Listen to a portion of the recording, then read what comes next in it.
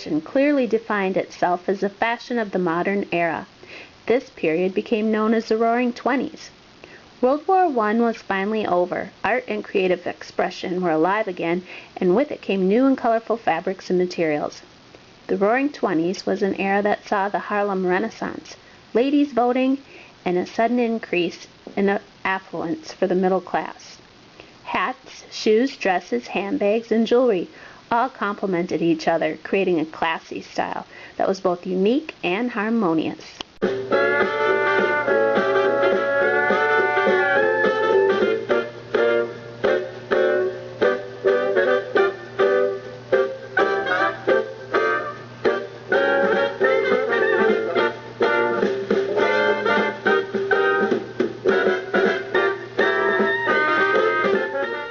1920s fashion for women is often referred to as revealing and flamboyant.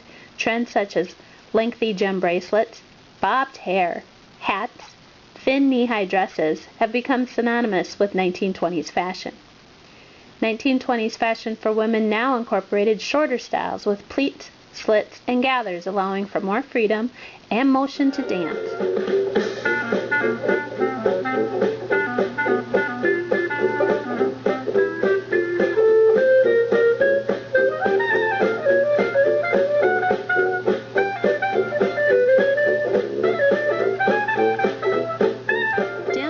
The Charleston were introduced, allowing women to truly enjoy their newfound freedoms, colors, and fashion.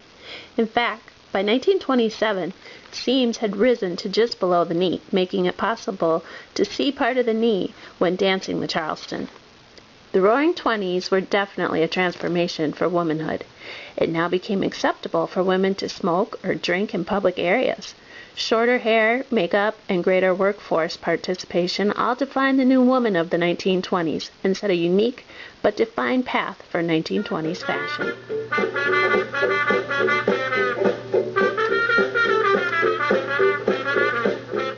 French designer Coco Chanel was one of the first women to employ pants in her designs, cut her short hair, and totally reject the corset.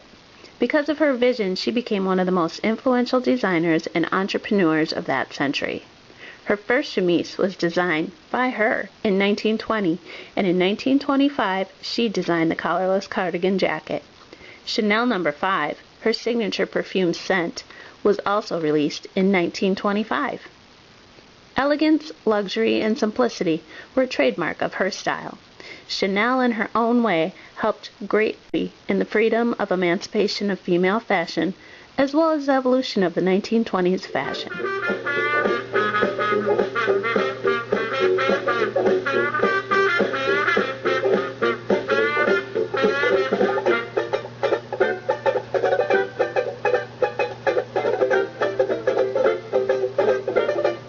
In the early 1920s, hats with medium to large brims and deep crowns were prevalent. In 1923, that all started to change as brims began disappearing and hats took on a more helmet-like appearance. These helmet hats became alarming.